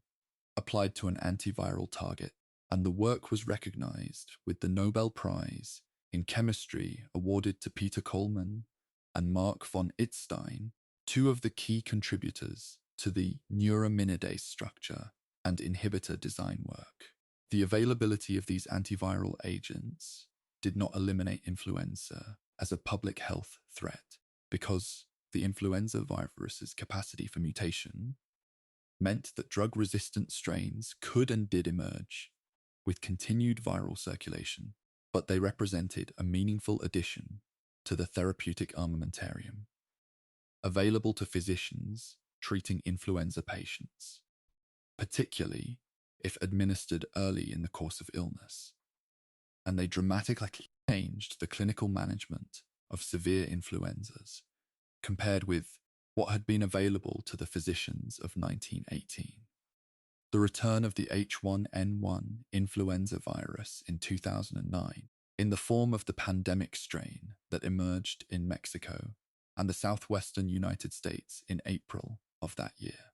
and spread globally within weeks, brought the science and history of the 1918 pandemic to renewed public attention in a way that had not occurred since the reconstruction of the 1918 virus's genome in 2005.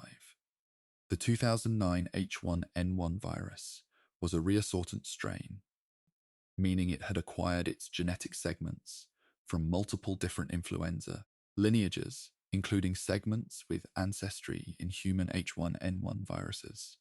North American swine viruses, and Eurasian swine viruses, and it spread with a speed that triggered the WHO's pandemic declaration in June 2009 the first pandemic declaration the organization had issued since the 1968 Hong Kong flu. The 2009 pandemic reminded the public and the scientific community that pandemic influenza remained an active and present risk rather than a purely historical phenomenon. And it provided a real-world test of the pandemic preparedness plans that countries had been developing and revising since the early 2000s, plans that had been substantially informed by the growing body of historical and epidemiological research on the 1918 pandemic. The mortality of the 2009 pandemic was, by comparison with 1918, relatively modest, with estimates of global deaths ranging from 150,000 to 500,000 in the first year, partly because the virus, while novel in its antigenic profile to most younger people, was recognized by the immune systems of older adults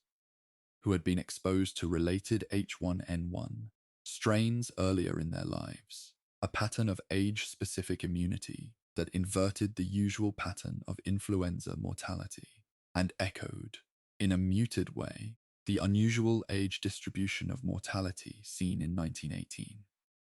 The rapid development of a monovalent H1N1 vaccine in the summer and autumn of 2009, which was available within approximately 6 months of the pandemic strain's identification,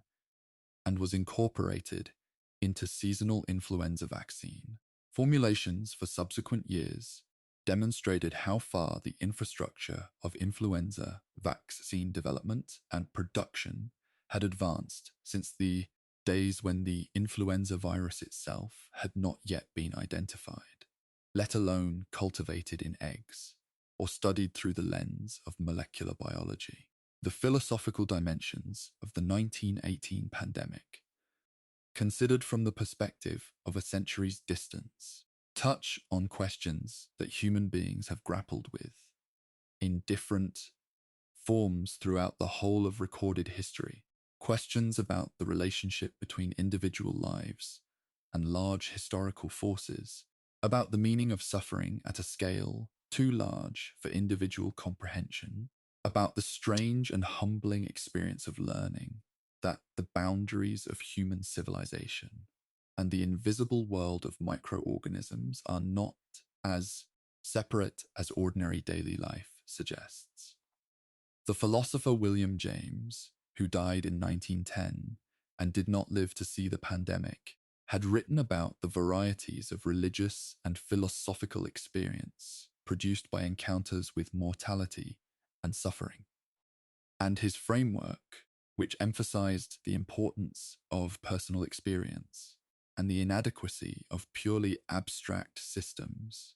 for understanding the full range of human encounters with the difficult dimensions of existence, seems, in retrospect, well suited to the challenge of comprehending what it meant to live through 1918.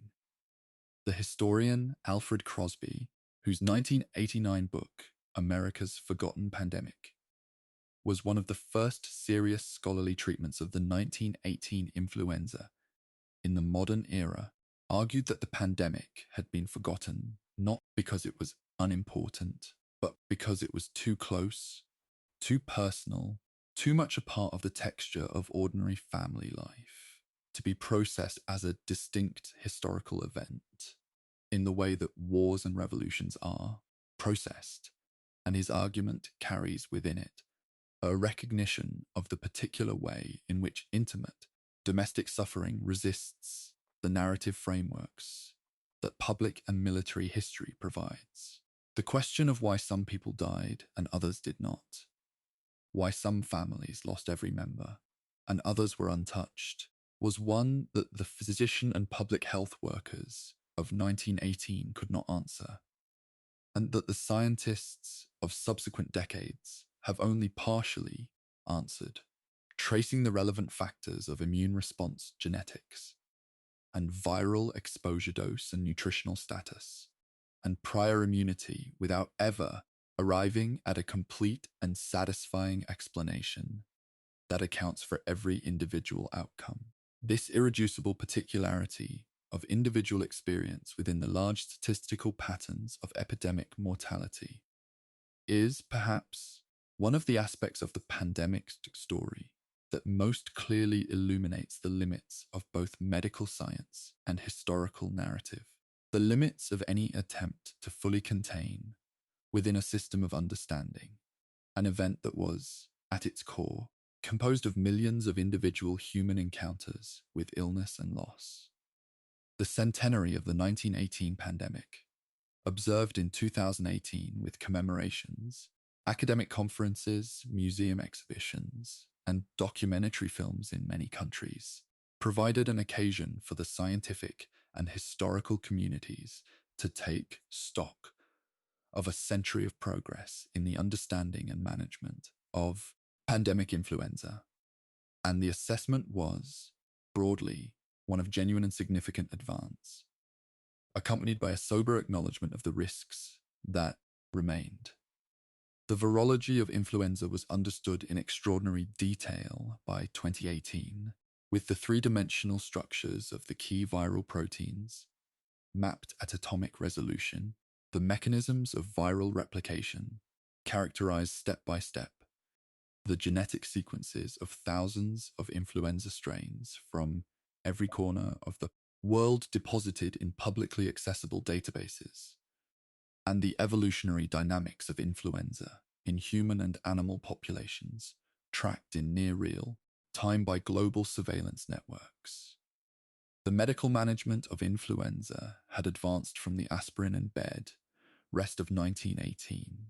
to a toolkit that included specific antiviral medications, intensive care units equipped with mechanical ventilators, and extracorporeal membrane oxygenation for the most severely ill patients, intravenous fluids, and antibiotics for the management of secondary bacterial infections, and a seasonal influenza vaccine that reduced the burden of illness and death in the populations that received it, even if its effectiveness varied from year to year,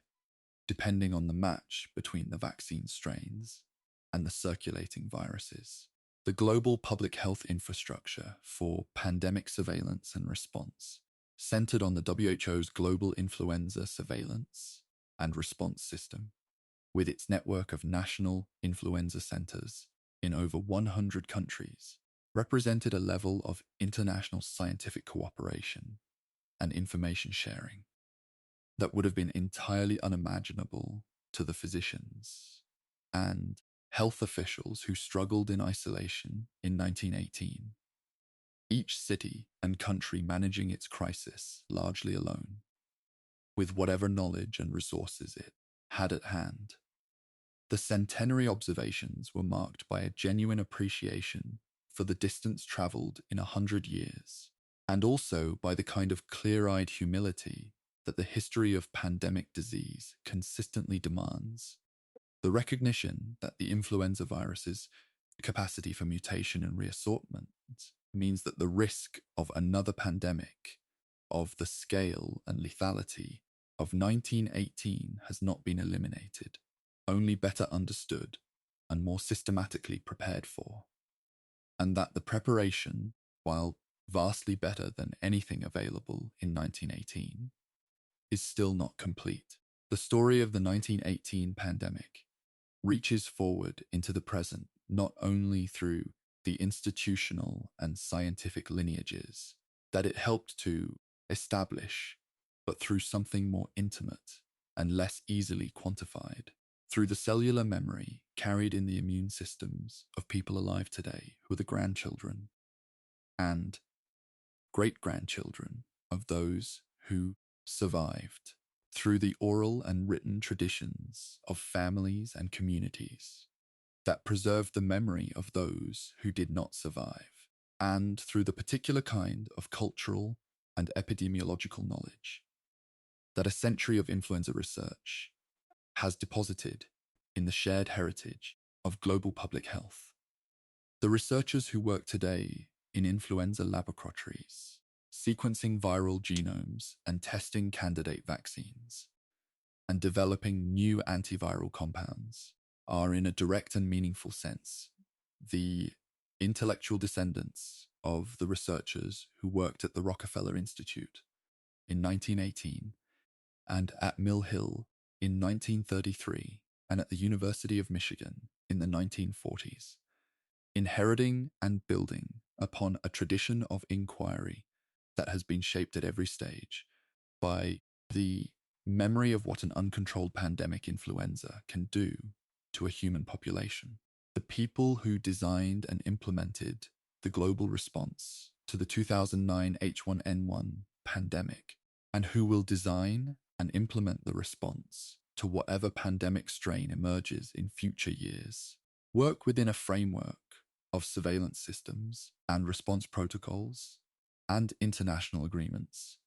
that would not exist in anything like their current form without the catastrophe of 1918 as its founding event and its most powerful argument. In this sense, the 50 million or more who died in the pandemic did not die without leaving something behind for the living, though the nature of that bequest is a quietly sorrowful one. The kind of hard-won knowledge that one would give back in an instant if it were possible to restore the lives that paid for it. The mass graves that were dug in the autumn of 1918 in the military cemeteries of France and the civilian churchyards of Kansas and the permafrost of Alaskan villages contained within them not only the bodies of the dead, but the beginning of a long and ongoing conversation between the human community and the invisible world of microorganisms that share our air and our bodies. The communities that dug those graves and buried their dead,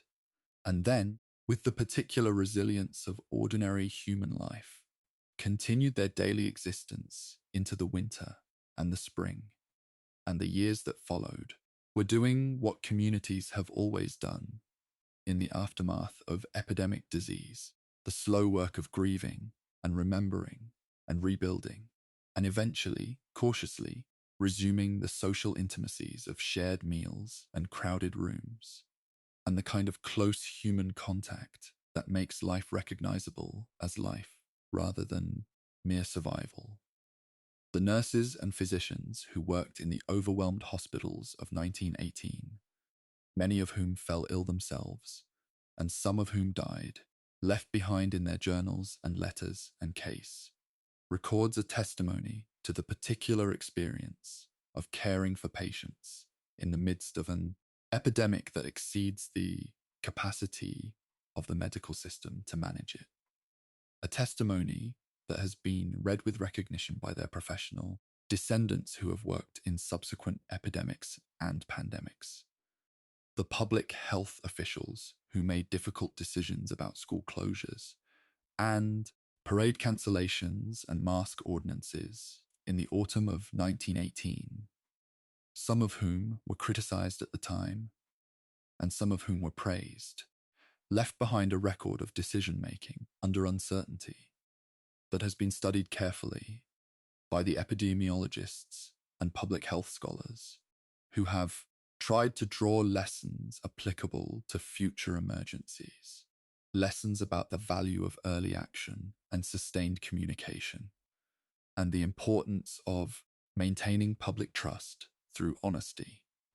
about what is known and what is not known. The soldiers who fell ill in the trenches of France and the training camps of Kansas, many of whom survived both the war and the pandemic, and returned home to the farms and cities that had sent them away, carried with them in their bodies the immune memory of their encounter with one of the most remarkable and devastating pathogens in the recorded history of human illness, and some of them, in the decades that followed, told their children and grandchildren what they remembered, and some of those children and grandchildren told their own children in turn. So that the memory of 1918, in however attenuated and transformed a form, persists in the living world alongside the molecular descendants of the virus itself. The slow accumulation of scientific understanding that has followed the 1918 pandemic over the course of a century reflects something that is worth pausing to appreciate in a spirit of quiet gratitude, which is the extraordinary capacity of the scientific method, practiced with patience and honesty, and the willingness to follow evidence wherever it leads, to transform even the most devastating events into knowledge that serves the living. The scientists who identified the influenza virus in 1933 built on the frustrated efforts of the researchers of 1918, who had worked hard with inadequate tools and honest uncertainty. The scientists who developed the first influenza vaccine in the 1940s built on the viral isolation work of the 1930s. The scientists who sequenced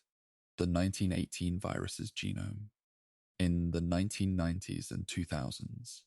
built on the virological work of the intervening decades and on the preserved tissues of people who had died in 1918,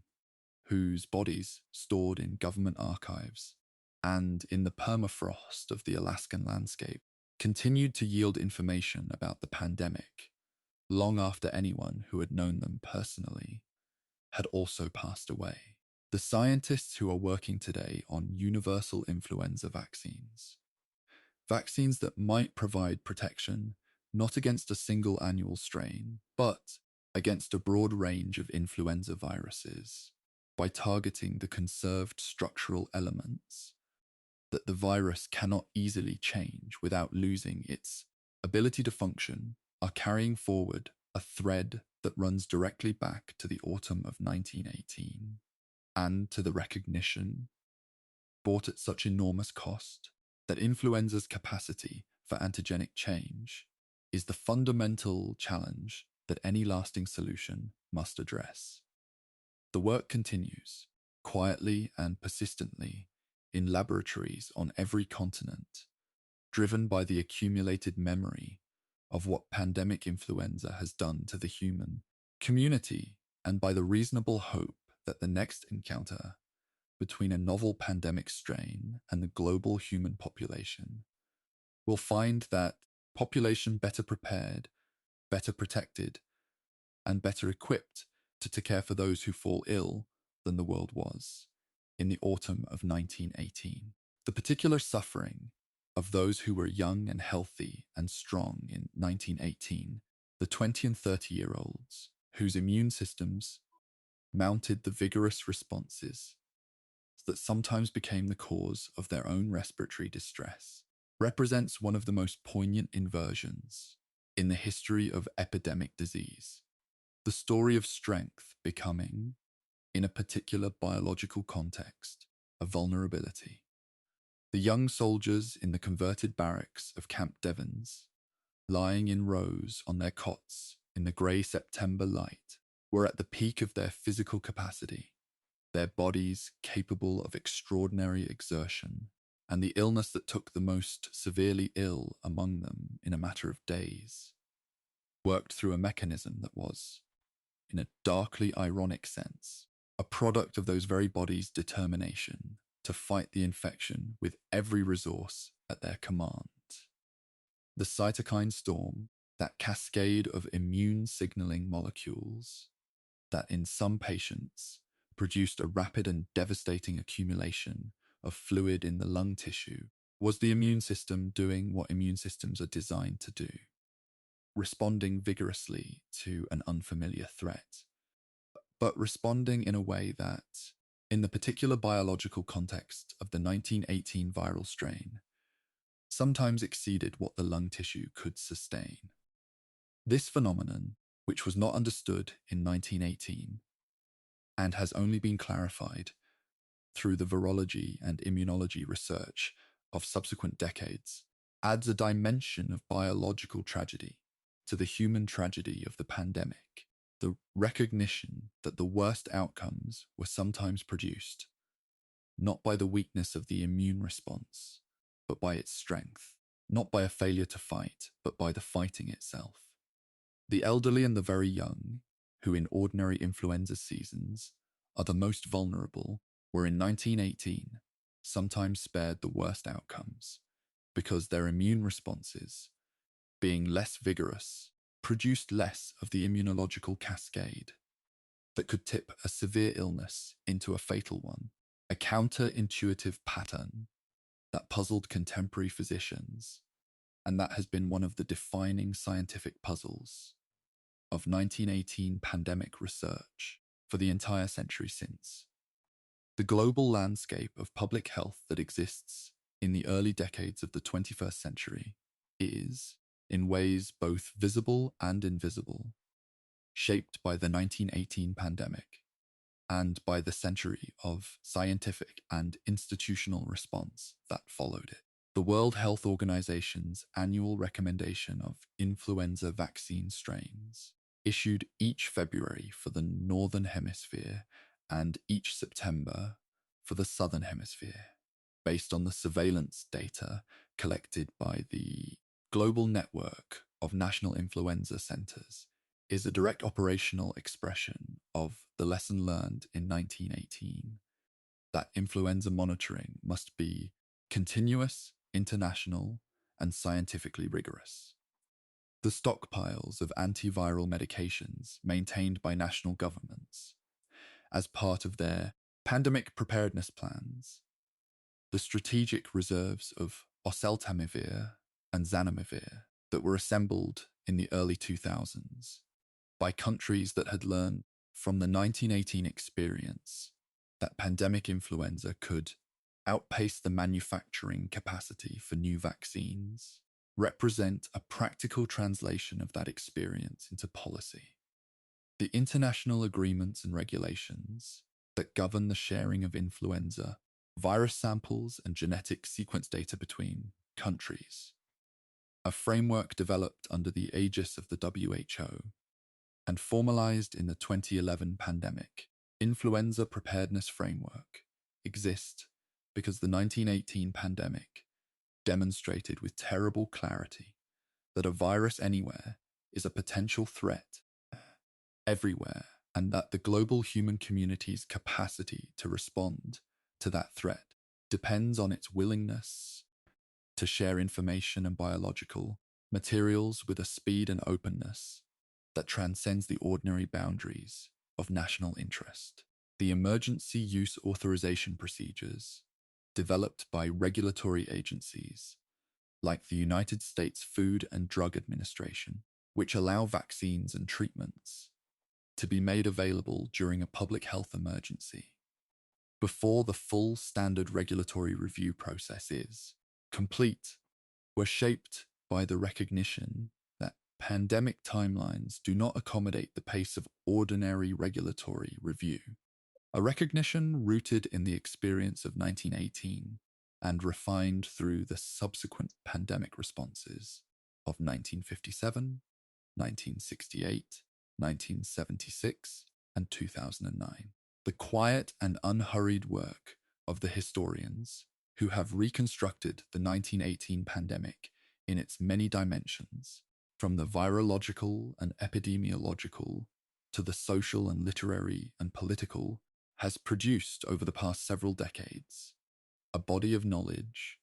that was simply not available to previous generations and that continues to grow as new archival sources are identified and new analytical methods are applied to the surviving records. The work of Alfred Crosby, whose 1989 book, America's Forgotten Pandemic, was followed in 2003 by Epidemic and Peace, 1918, helped to rescue the pandemic from the historical obscurity into which it had settled in the mid-20th century, and to establish it as a subject worthy of serious scholarly attention. The work of John Barry, whose 2004 book, The Great Influenza, provided a richly detailed narrative history of the pandemic with particular attention to the scientific and medical response, brought the story to a broad popular audience and contributed to the cultural recovery of the pandemic memory that has continued in the years since. The work of Laura Spinney, whose 2017 book Pale Rider offered a global perspective on the pandemic that moved beyond the American and European focus of earlier accounts, helped to make visible the experiences of India and Africa and the Pacific Islands that had been underrepresented in the existing literature. The virological and genomic work of Jeffrey Taubenberger and his colleagues, which provided the scientific foundation for the modern understanding of the 1918 strain's biology, combined with the historical and epidemiological work of scholars like John Oxford and Howard Phillips and Howard Markle, to produce a collective portrait of the pandemic that is more complete and more nuanced than anything that existed even 25 years ago, and that continues to develop as new sources are found and new questions are asked of the existing evidence. The story of the 1918 influenza pandemic is, at its deepest level,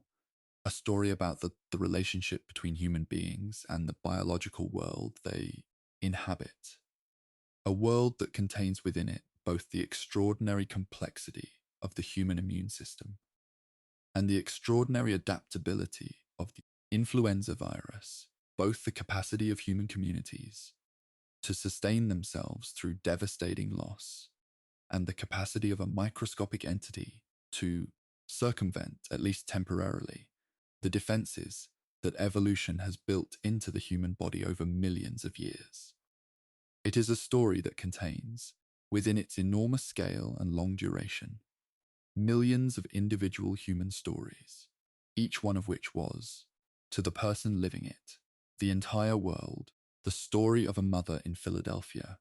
who nursed her children through fever, while she herself was ill, the story of a soldier in France who recovered and returned home and spent the rest of his life grateful for an outcome that many of his companions did not share, the story of a physician in Bombay who watched his patients die faster than he could care for them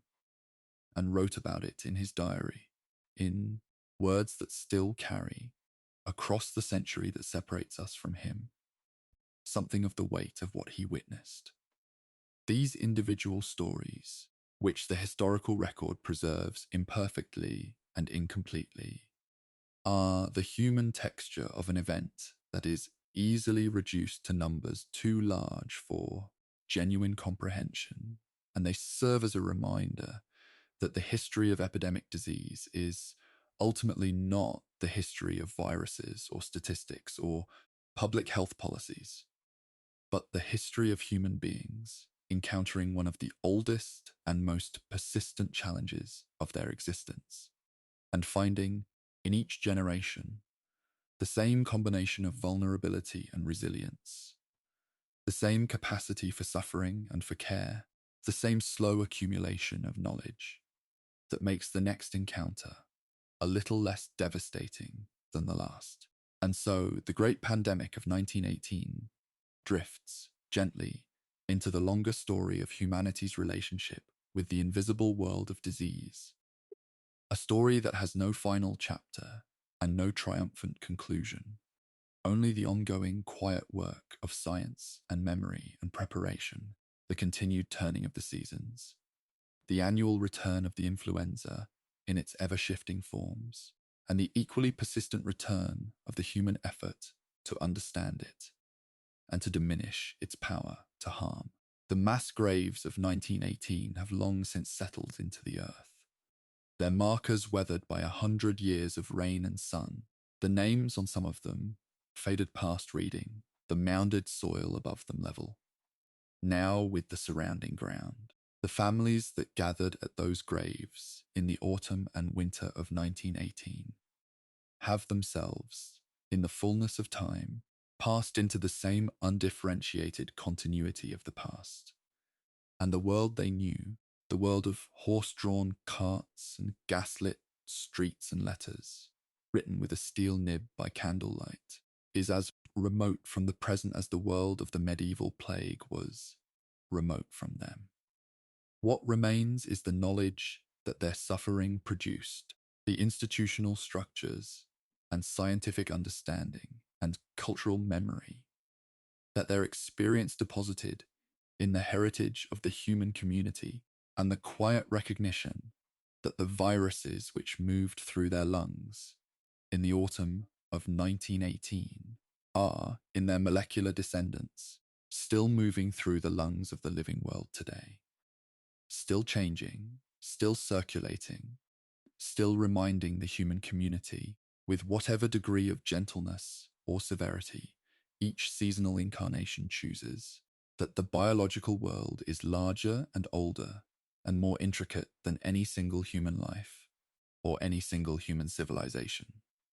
And here you are, a century and more removed from all of it, breathing slowly in the quiet dark, your lungs rising and falling with the easy rhythm of health and rest, the long history of epidemic and recovery and slow scientific progress settling over you like the gentlest possible weight, like the soft accumulation of years, like sleep itself arriving at last to carry you away from the turning world and into the deep and dreamless rest that your body has been waiting for patiently through all the long hours of this night.